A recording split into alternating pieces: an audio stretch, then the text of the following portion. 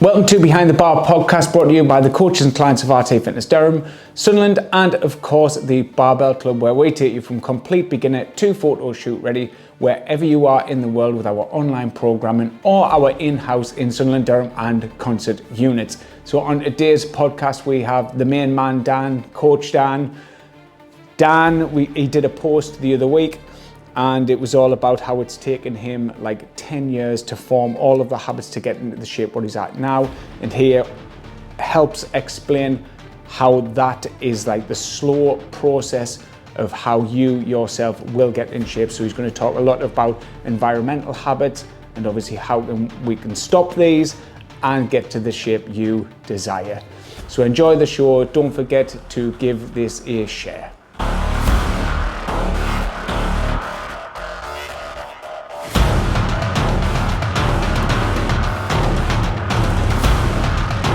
Right then, back with Dan, Coach Dan, Head Coach Dan, Concert Dan, Dan the man. Everything Dan. So you put a reel on the other week, basically saying about how long it actually took you to get to where you are now, not realising what you were doing, anything like that. It's just the scale of change that needs to be recognised, and it's a sense of obviously the tagline, because obviously Instagram, it's all about getting that initial interest, was I used to be a fat personal trainer, which to an extent I was. And a little bit of background to that is obviously I'd lost a shitload of weight at the very end of my teenage years. I'd been a fat kid, had a bit of a shit time, lost loads of weight, and obviously started training. And then as I'd started training, it was like, oh, by eating more and lifting weights, I can get bigger. And the bigger I got and the stronger I got, the more I felt like I was removing myself from where I was before I started training. And then obviously that in itself gets addictive. Plus you loved the style of training as well. So when I'm saying I was fat, it wasn't like I wasn't doing anything. I was fucking strong as a fucking bull. I probably look better in my clothes then than I do now. I look like a fucking bulldozer. But I wasn't lean. Certainly didn't look how I look now, and I certainly wasn't comfortable enough to take my top off on holiday, which to me, I think if you're a personal trainer and you feel like that, then there's something seriously wrong. Because obviously if you're trying to make other people comfortable in their skin, but you're not 100% comfortable where you are, then it's wrong. I mean, that's great for people who are. If you're not driven and you like, I want to be lean, I want it to look good. Like growing up, that's the look I'd always wanted when I started training. That's how I wanted to look. What you wanted to look? I wanted to look lean. Like obviously, of course you do. Don't get us wrong. I want to be fucking massive and lean, which we now realise doesn't happen. So if you were a slightly podgy personal trainer, do strongman, and you don't want to be lean, there's nothing the matter with that. That's fine, but it's not where I want it to be. And obviously, like I said, I'd fell into that trap of like, eat big, get big, eat big, get big. And I probably just went on for it with too long. Probably lasted about 10 years, this bulk. You did though. I remember you did do a bit of a cut. So I'd got down to 15 stone. By the way, we're talking close to 10 years ago here. Yeah, When I'd started, I was probably like, round about the 15 stone mark, started here. Then I'd bulked up probably to maybe like 16-ish. Then I got all the way back down to 15. That was like the first time I'd ever done a diet. And then from there, it was like, that's when I took it too far. I was chasing the big numbers. I was chasing all the U's, trying to get stronger, wanted to get stronger quick, because like everyone, you want quick results. And in my head, the way to get strong quick was to just fucking eat and train hard. So that's what I did. And I ended up at fucking 17 stone 10. Am I right in saying it was like 5,000 calories at the time? Yeah, well, that's like if you know it is, that was if I was tracking. Like, or how accurately I was tracking. Realistically, it was just as much as I could fucking eat. But it was also a continuation of then when I was trying to diet, you were limited by all of the habits that you'd previously picked up throughout your life. So in a sense, if it was great when I was bulking, it wasn't, because I was just getting fucking fat. But it made bulking easier. It was then when you start to diet, and you're trying to maintain the calorie deficit and all these things that you think are normal, the fucking massive portions, the fucking drinking at a weekend, getting the takeaway, telling you takeaway, do you know what I mean? Going all out on the takeaway. That's when I started to realise how much of a problem they actually were. And obviously again, that it took me so fucking long to break that cycle and break those habits and actually get to where I wanted to be from where I was. And that was obviously the message with the video of like clients come in and they want fucking results now, but you can't get them. I know more than, at the time, when I was still not where I wanted to be, I know more than they'd ever fucking know. Yeah. Or they will ever know. And it's still, you couldn't make that change quicker because it was just ingrained in you. You can teach the blueprint. You of course. knew how to teach the blueprint probably better than anybody. Do you know what I mean? Like, I know that even from then. And then I suppose it's you understanding your own habits, isn't it? It's the perception of normality. And this is the thing, it's like when you grow up in an environment where extremes are normal, you think just being there is enough. Do you know what I mean? It's I think, well, every single person I know has fucking multiple takeaways a week. They go out multiple nights a week. They do all these things. My whole life, that's all I've ever known as a normal life. So I'm doing half of those now. So surely that's enough to be in shape. Is that not what fit people do? And like, that's the logic. Yeah. You think like, well, I'm sacrificing loads. Like, I'm really depriving myself of all these things that I used to enjoy, that I still want to enjoy. How isn't that enough? Like, I can't, like, and then I'm looking at other people who are more in shape and think, well, they can't possibly be sacrificing any more than I'm sacrificing because I'm giving everything up. But you're fucking not. You think you're sacrificing a lot because where you were was so fucking far away. And because of the environment you're in, you're doing better than everybody else. So you think, well, I'm doing better than anyone else I know. How aren't I in the fucking shape? And you think, it starts to play with your mind. You start thinking like, I must be doing something fucking wrong. There must be something matter with us. Like, there must be something amiss.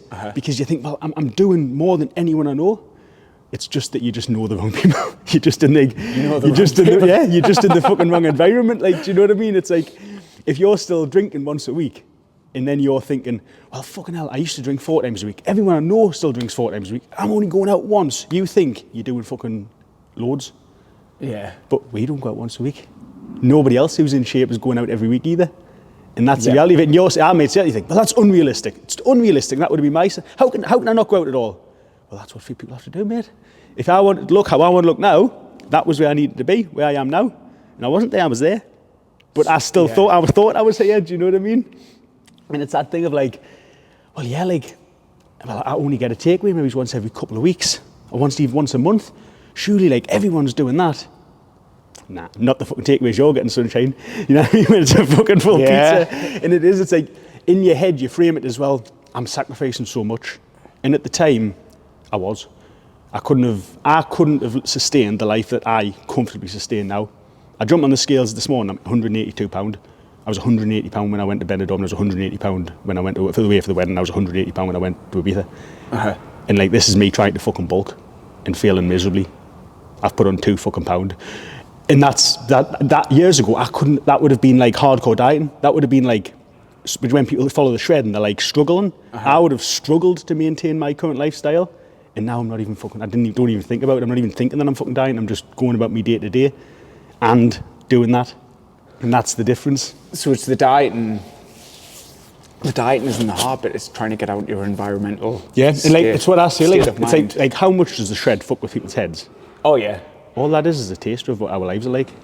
Well, exactly. Do you know what I mean? Yes. It's like, so like, of in shape people. So the shred is living like a fit and healthy person. It's not a fit and healthy person. Someone who's in the shape that most people want to be in. Let's say that, because you can be very fit and healthy and very balanced. The problem is, I didn't want to have a balanced physique. I want to have a fucking good physique. And that was like, that's what I'm talking about here. It's like, if you want that extra, if you want to be in really good shape, as opposed to just sort of, well, I'm not fucking obese. Like, do you know what I mean? It's like, which again, it's fine. Nobody has to have the same goals, but I wasn't happy where I was. And to get to where I wanted to be, you had to fucking step it up. And that's what people do when they do the shred. And the difficulty, however hard you find that 12 weeks, will be a very, very good indication of how far away you are from where you need to be to sustain that physique long term. Well, it's actually at the moment where some of the current shredders is like a drink. It's like, I haven't had a drink. I haven't had a drink. And it's like, well, if you want to maintain that physique for the rest of your life, you better get fucking used to not having a drink. Yeah. Because that's the reality of it. And it's like, it's realising that. It's realising what fit and healthy people's lives actually look like. And I had no example of that.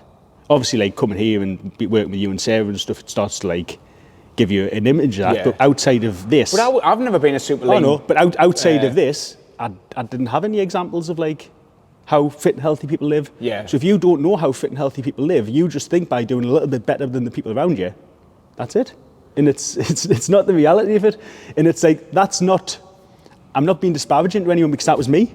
Yeah. Do you know what I mean? And it's like, knowing everything I knew, being quite rational, I'm quite good at self-reflection in general, but you're pushing hard, and because you're pushing hard outside your environment, people make it hard for you. So all of a sudden it's, well, why aren't you drinking? Yeah. Why aren't you doing this? And like, because everyone's making a big thing of it, it reinforces the idea, fucking hell, I'm doing loads. I'm like doing loads, and you're not. It's all just a fucking facade. You're doing a bit. Well, it's going from that, actually, when I'm thinking back, obviously, say when you were bigger, and I wasn't as lean as what I am now, but I used to have when you were here, I used to go to the curry house, didn't I? Oh, yeah. I used to get an Indian takeaway every single Friday, yeah. and then me and Sarah would share like a bottle of Prosecco on a Friday. I used to drink whiskey yeah. as well, and but now those aren't there. And that's why you're in the shape you're in. That's why you didn't look like you look now. But even for us being a little bit leaner than you, like you thought that was normal. Well, of course. Oh, well, like, and it's that thing of though, but that was only normal enough for you to sustain your physique at the time. Yeah. And you obviously were a tiny bit bigger. Uh-huh. And it's like, nobody can do it. At the time, you did that because you thought you could get away with it. You thought you could maintain your physique and still just have your Friday curry. Yeah. But you couldn't. No. No one can. And this is what people miss. Like, if you want to be in really good shape, you just can't do those things. And it's like the amount of clients that will come and they'll be all right Monday to Friday. And then they'll think, well, I can get away with going out on the weekend. You can if you're happy with maintaining where you are. Yeah. If someone's massively overweight, then they could be less overweight by doing that. But for the ones that are just middle of the road, unless you really step it up, you're always going to be middle of the road because that's your current lifestyle is what's getting you where you are. And it's a hard one for people to get to understand. It took me fucking ages, but you just can't do it. You just can't. I actually had a random fucking thought. I was sitting there this morning, I had to get up early, let the dog out. So 4 o'clock, I'm lying in bed, and I was thinking, like, what's like a realistic thing really is work out how far away you are from where you want to be. It's probably going to take, if you say £1 a week, £2 a week would be good, but most of it's going to be £1 a week. That's how long it's going to take you to get in shape. So if you're £50 overweight, it's going to take you a fucking year at least. Yeah. And that's if you can keep discipline for that long and do that well. Everyone thinks they're going to get results overnight. It doesn't fucking happen. You don't get to be a really overweight person, like I was, who just decides one day, I'm unhappy, and then all of a sudden you just need to click things into gear for a few weeks or a few months and fix the problem. It's going to take you a fucking long time. Like I said, it took me years.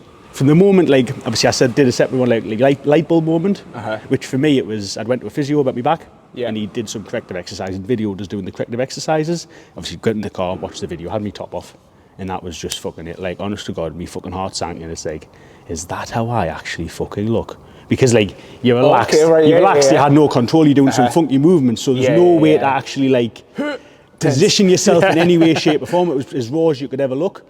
And it was literally like the point of like feeling sick of like, I've worked for fucking, trained for years and years and years, put so much fucking effort and money and time into this, and that's how I fucking look. That's actually how I fucking look to other people. And that was it. That was like that trigger point of never again, like, and that just changed fucking everything instantly. So when was that? It would have been, I think, I was trying to work it out for the thing, I think maybe it was about 2018. It was 2017. Right. 2017, 2018. So I was trying to get the dates in my head going off pictures. It was like I'd got myself as big and as strong as I'd ever been in the May before I went to Benidorm, Magaluf, sorry. Because I had my training videos from them, and then obviously continued that on, but we wasn't training as hard, and it was like the October time of that year. I think it might be in October 2017, and then going into 2018 started to make improvements, had a half decent year of heading in the right direction. Then it was COVID, obviously started a shitload of walking and stuff, and then continued it. So for me to go from that point of like, fuck, I'm not happy, I need to fix that problem now, it still took us like up until last year to like get into the actual shape I wanted to, and then again to this year to build on what I did last year to get closer to what I have in my mind of how I wanted to look. Because like I said, I wasn't really happy with how I looked at the finish. Felt like I looked too skinny on the pictures last year. Yeah. It wasn't the physique I wanted. I don't think you went too skinny. I think like if you have seen Dan's where he did get mega lean, I think you just got lean to a point. I think you hit it very early. Yeah. Like you peaked early. I think it was just the thing of the like, I just didn't have as much muscle as I wanted. Right. So I went away and built more muscle for a year. I plan to do the same for the next year. I mean, like I said, I was 168 pound when I did that one last year. When I did my ones this year, which I think I look better in, I was 180 pound. Do you think that everybody out there needs to get lean first? Well, you need to undo the damage, in a sense of like, it's no good trying to build, in order to build any muscle, you need to be in a calorie surplus. Yeah. Quite a significant calorie surplus for most people. Unless you're a newbie. Yeah, obviously when you're new it's different, but obviously if you're in a position to be trying to bulk, you're not new, because like you said, you've probably already had to go through the dieting phase. So until you get rid of all the fat on your body, or pretty much most of it, then you can't bulk. I mean, I hate the word bulk. You can't do a lean mass gaining phase whilst you're still fat, because you're just going to put fat on top of fat. Like, everyone's going to put fat on when they increase the calories, because that's how it works and it's necessary for building muscle. But if you're doing that when you've still got fat in your body, you're just going to end up with more fat. Like, you need to completely strip yourself down to the absolute bare bones basics and then start from scratch. And obviously when you do get lean, your body works slightly differently. You're more likely to put on leaner mass. You've got a much more efficient body, so the rate in which you burn energy is increased. So obviously when you do, you've got a bit more of a tolerance to increasing calories. You're going to be able to go a lot further than someone who doesn't get lean in the first place. So there's always that of like, you just need to undo all the damage first. And it's like, nobody wants to face up to the long-term reality of like, right, this is where you are. You fucked yourself up, basically. Like, this was me. You fucked yourself up. You've took it too far for too long. You've fucking come totally away from where you wanted to be, and you fucked yourself up. So in order to fix that, you're going to have to basically diet for a good few years. Yeah. And in order to do that, it's going to be fucking slow, because in order to stay focused, to diet for a massive amount of time, years, you can't be aggressive. Because if you're aggressive, you're going to burn yourself out. The most time that people can realistically diet aggressively is about 12 weeks. So it has to be slow and sustainable. One good diet in your year. Yeah, mentally anyway. I did 3 this year, which I got through but wasn't fucking fun. Oh yeah, you hit that towards the end. But yeah, don't do it.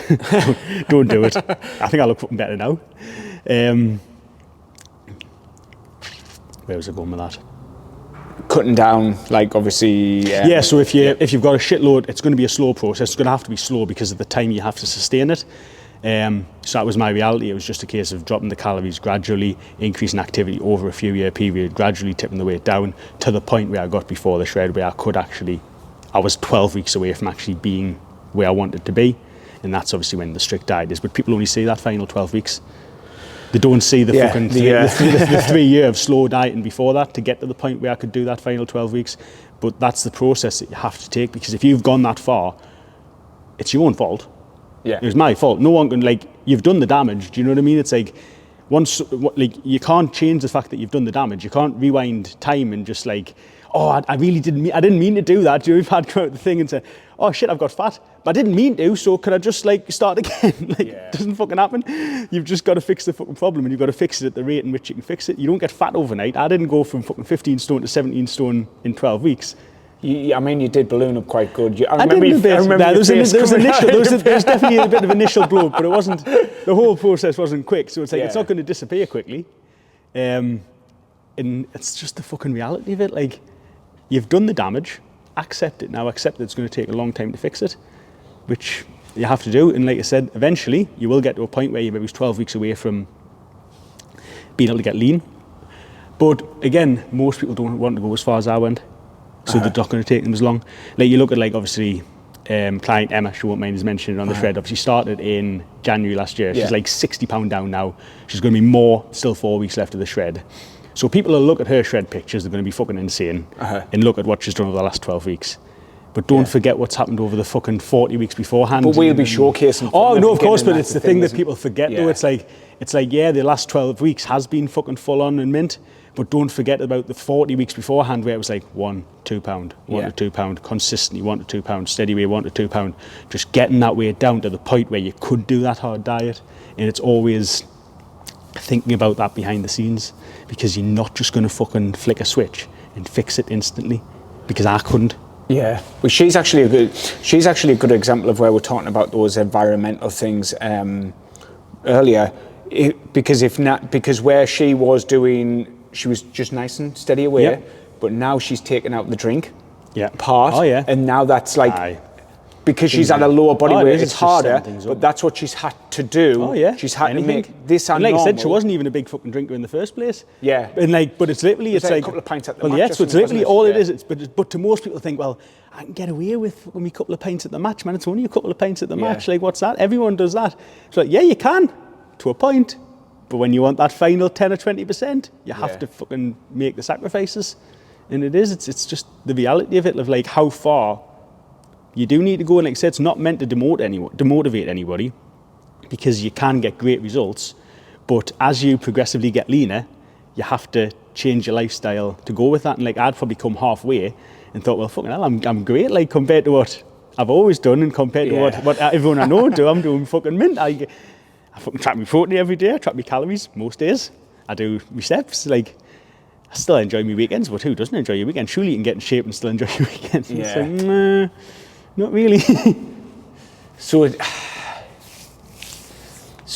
I mean, most of it boils down to nutrition, doesn't it? Oh, 100%. That's the thing, and it's what we'll always teach. I mean, if you don't know about our like shred process with our barbell clients, like literally when they're ready, we take them on a 12-week, like they get stricter on the diet and more steps. But we'll always say on whatever they're eating in this shred process, when they come out the back end of this, we tell them to stick to the same foods, because the first thing what's going to drop is the steps. And that food, what they're dieting on, is actually should be what they're eating every week anyway. They should be having that all year round, because that's the food which getting them lean, and it's going to keep them leaner, because then really the only thing what's been chipping away after that would be the steps. Of course. Do you know what I mean? Yeah. And that's when it comes into play for higher steps. But the nutrition element, because even me now, I am still pretty much eating the same foods as what I do when I diet, but just a little bit more of those foods. Yeah. Well, like every time I've done a shred, I've come away and ate different afterwards. But it's recognizing that like people think of it as like, this is a thing that I'm going to do, then it's going to end. Yeah. But it's like, well, when you end, is that the shape that you want to be in? For most people, like, yeah, most people aren't. It's not like bodybuilders where like they're collapsing on stage, like they can't maintain that physique for more than a day. Like the physique that everyone has when they finish the shreds, more than sustainable long term. Yes. And it's how people feel good and how they actually want to look. Then they've just had a trial, a 3-month trial. If that's the life you have to live to look like that, if you want to look like that going forward, you need to continue with what you've done for the 12 weeks. Otherwise, if you go back to what you did previously, you'll just go back to how you looked previously. Yeah. If I went back to eating how I used to eat, I would just go back to looking how I used to look. It's not complicated. Do you know what I mean? It's quite simple. They could reduce the steps but keep the nutrition on point, because then like that'll keep them probably. The steps can drop off a little bit. Because that'll keep them at about maintenance.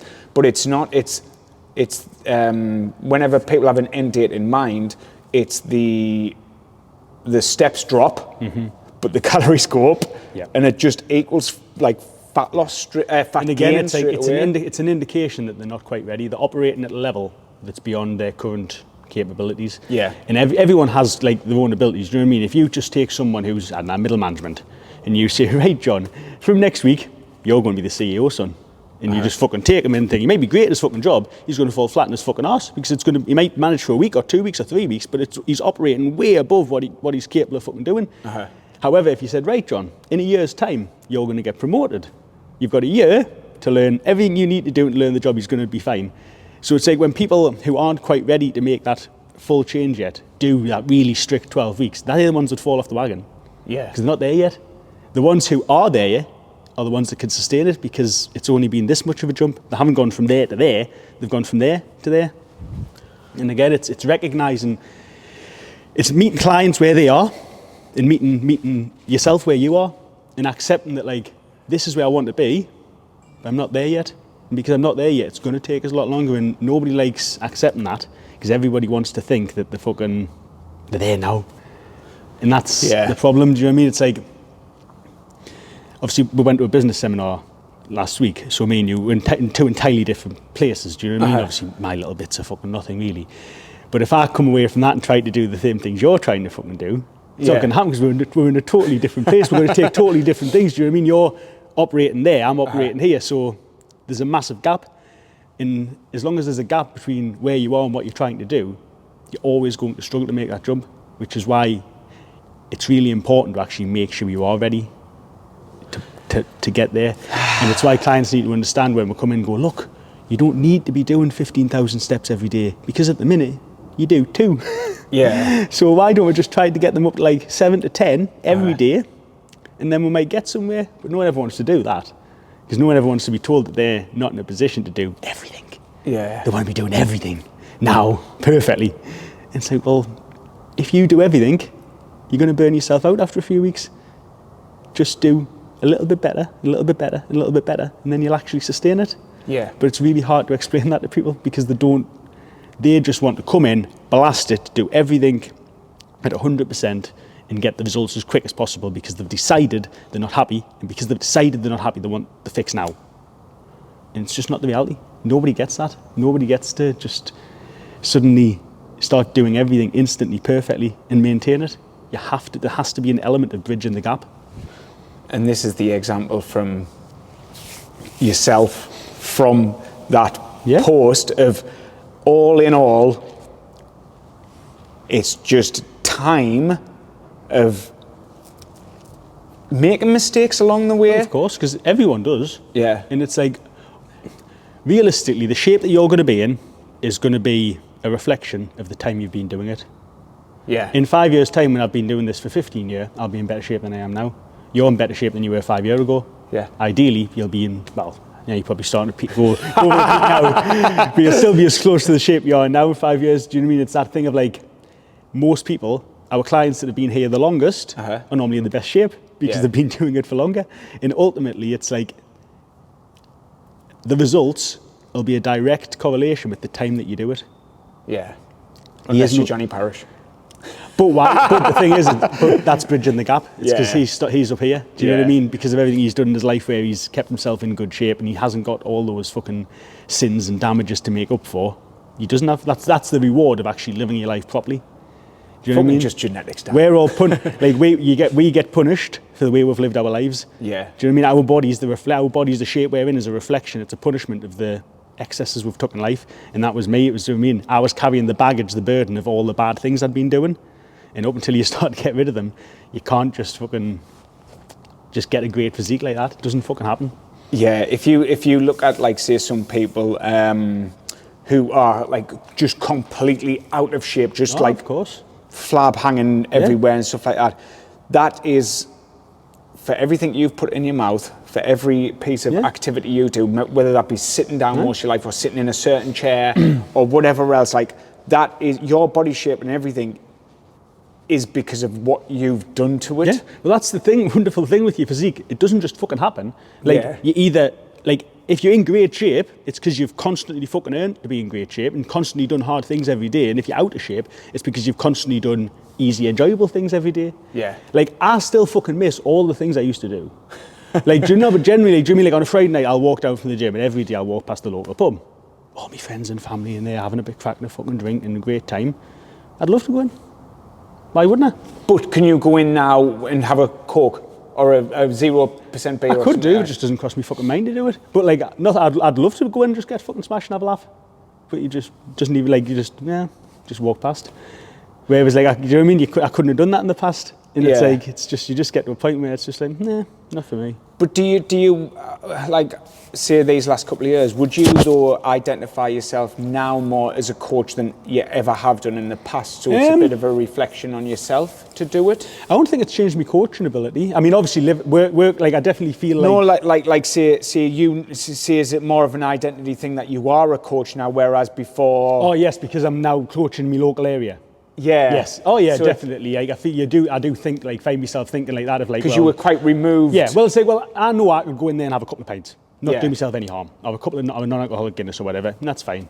I do more than enough in my week to compensate, to give myself that little bit of enjoyment. But the second the client sees me walk in, what's that? It's a fucking green light to them to go and have 10, to go and have 20, because they don't see everything else you do.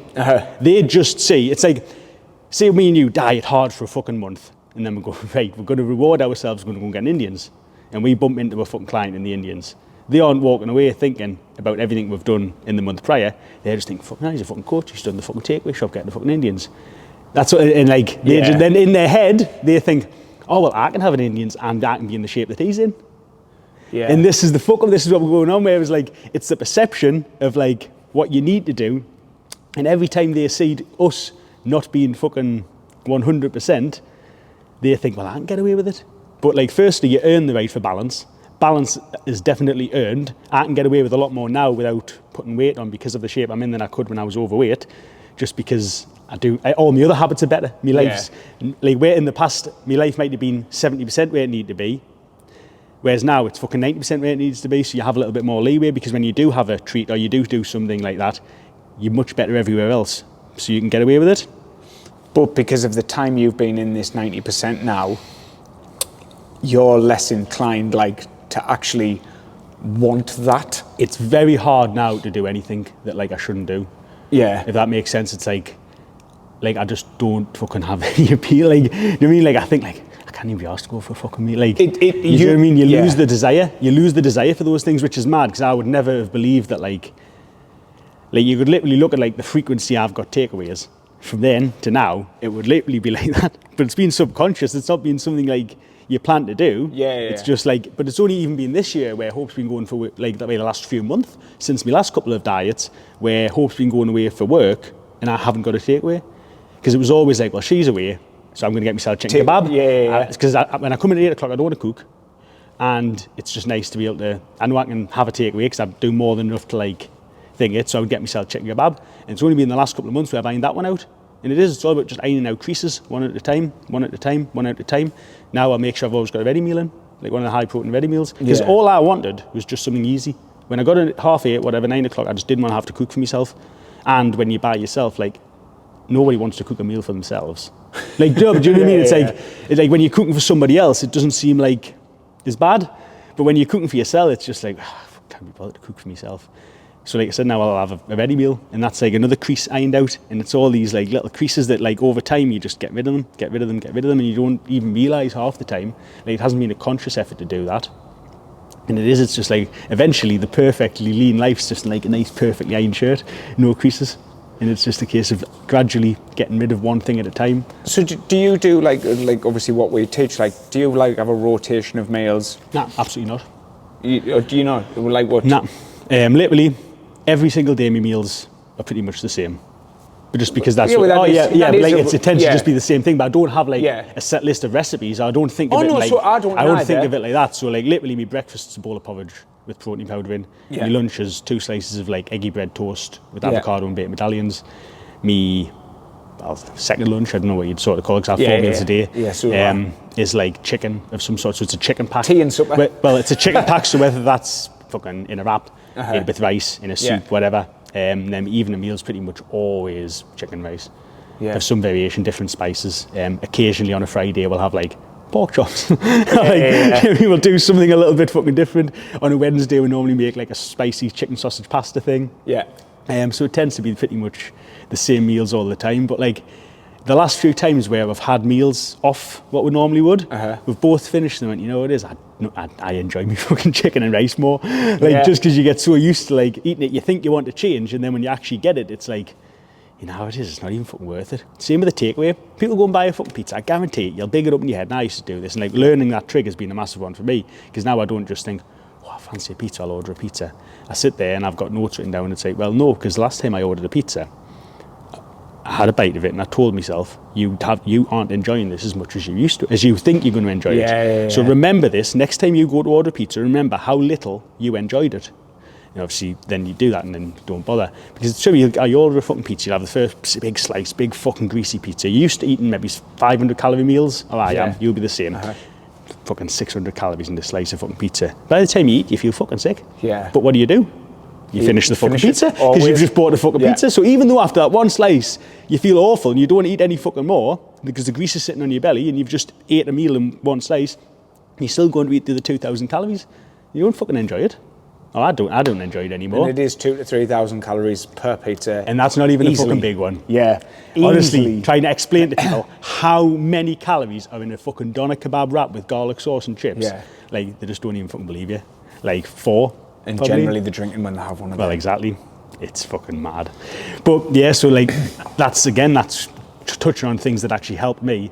that was one of them. It's like starting to actually recognise and realise, like, you don't actually enjoy it when you get it. You big it up in your head, same as like a night out and stuff. Like, you big it up in your head, this is going to be the best thing ever, this is going to make us feel fucking great, I'm going to really enjoy it. And then when it comes down, you don't get anything from it. You don't enjoy it. So what's the point of doing it? You might as well just had what you were having. Because like I said, after you're full, you're just eating out of greed. If it wasn't there, if the whole pizza wasn't in front of you, just ordered a slice of pizza and ate that one slice of pizza, you'd probably be satisfied. And again, it's only been this year, another thing, that I've started like leaving stuff halfway. Like Hope brought us a Terry's chocolate orange back the other week from the shop. I finished it last night. Right. That fucking Terry's chocolate orange lasted me a week and a half. Yeah. And that's probably the first time anything like that's something I've only just started doing this year. It's another crease. Whereas like not just finishing something because it's fucking there. I would have still, like, even at the beginning of the year, I would have still fucking finished the Terry's chocolate orange. I've literally done that with Sarah. Got us a bag of Reese's Pieces and a bag of peanut M&Ms. I've done the Reese's bag. This is over 2 months now, and I've only had a handful out there. And it's like I used to eat a bag of that a night. Yeah. And I couldn't do that previously. That's been another recent one. So it's like, even now, after these years, I'm still ironing out these little creases to make myself a fitter, healthier, happier person. And I do feel better for it. And like I said, and then some little wins. Yeah, but then actually, like, I Self-wins. don't enjoy having a quarter of a Terry's chocolate orange any more than I enjoyed having the full one. Yeah. Sorry, any less. Do you know what I mean? It doesn't make any fucking difference. It's like slices after yeah, meal. it just you feel like I have it with your cup of tea on a night, and it's like, well, it's enough. If I'd ate the full one, you're like just eating it because it's fucking there, and it's that realization of, well, you don't just have to finish something because it's there. It'll still be there tomorrow or the next day or the next day, and it's like little skills like that you pick up over the time are what makes the difference. And obviously, it's easy to talk about this journey as a whole, but that's essentially what it's been all along. It's just been like ironing out creases and fixing little bits at a time. Obviously, moving out with my mum's was a big one, because all of a sudden, like, every single meal I ate was then halved. Essentially, they were big portions. That was the start of it as well. It was like, well, straight away, that's a huge chunk of like calories gone out of your life straight away. Like, do you know what I mean? If you're just halving your meals, get that on your plate, Dan. For people just starting out, what they think of a portion isn't. So if they're just fucking half the portion to what it should be, that's going to be half of their problems. They're going to, like, every time you make one of these changes, they're good for a few pound. If that makes sense. Yeah. So if you're like a big drinker and you cut your drinking down, that may be worth a stone to you in this journey. Yeah. If you were like a takeaway fiend or a restaurant fiend, like, I used to think I was bad getting one every couple of weeks, but when you talk to clients, it's like, a couple of weeks. So you get a couple of takeaways a week. Yeah. I mean, now I'm getting fucking palpitations thinking about the price being the tightest. Like, you know what I mean? It's like, and then the fuckers tell you they can't afford a gym membership. Yeah. But so say you cut your takeaways down from a couple of weeks to once a month, that's worth a stone. Oh, easy. And it's like, do you know what I mean? If you're like I said, if you're someone who has a big share bag, if you then split that across 2 or 3 weeks rather than one, that's worth maybe £4 or £5. Yeah. And all these little creases that you iron out, they're all worth a few pound, and they're going to continue to get you to being where you want to be, to be able to maintain that weight where you want to get to compared to that weight. And this is what people miss about dieting. Diet's great for getting the weight off you, but up until you make these changes, you're never going to be able to maintain it. Anyone can diet and anyone can lose weight, but anyone can put the fucker back on again. And like I said, when we were talking in the past, I dieted and I had got lean and I had lost weight, but I put the fucker back on because you weren't changing everything else around that. So to summarise it, if we go back, where it was all about, like, say, your post time. Oh yeah, definitely. It's basically, it comes down to, like, say, time, environmental, fucking habits, understanding what normal really is. Oh, definitely. I think that's like probably the biggest thing. One. Like, what you think is normal and a normal way to make your life isn't. And up until you realise that you can't go out a couple of times a week or even every week and be in the shape you want to be in. You can be in all right shape and you can be in better shape than you're currently in, but you're not going to be in the shape you want to be in, because everybody in their fucking head wants to look fucking mint. And to look mint, you have to be really pushing it. Do you know what I mean? You can't look that good or look top end without really doing a lot of things. So either accept that, well, I don't want to give those things up, so I'm happy just looking decent, or I want to look fucking mint, so I'm gonna have to give them up. Yeah. And that's your choice to make. So that's the first choice you need to make. The second choice is meet yourself where you are. Accept, like, realistically, like I said, a good indication is going to be, if you're 50 pound overweight, it's going to be a fucking year. Yeah. If you're 100 pound overweight, it's going to be fucking 2. Yeah. And in order to do what you need to do for that amount of time, you're going to have to go slow. You can't be aggressive, so you need to straight away forget about the idea of I'm just going to fucking smash this for a short period of time and I'm going to hit me goal. You're not. You're going to have to do a couple of years of slow, controlled diet. You're going to need to start training, building up some muscle so you have a more efficient body. And then only then, when you do get that 50 or 100 pound off, then start thinking about stepping it up and doing a more strict, more intense diet, which is where something like the shred comes in. But just accept that along the way, over this 1 and 2 year period that might take you to lose 100 pound, everything you start to cut out of your life that isn't normal is going to be worth a certain amount of weight. And like I said, if you can drop the weight, if you can drop the drink, you maybe going to maintain a weight 10 pound lighter than what you are. If you can drop the takeaways and the drink, you might be able to maintain a weight 20 pound lighter than what you currently are. If you can stop sitting on your fucking arse all day and start getting your 10 to 15,000 steps, you might be able to maintain a weight that's another 10 pound lighter than that. And all of these things that you drop and you get rid of all these bad habits out of your life are going to get you settled at a new lower and lower and lower weight up until you actually get to where you want to be. There we go. I've definitely ended on there. When you were saying it, I had loads to come in, but nah, that's it. Ended on there. Thank you very much, buddy.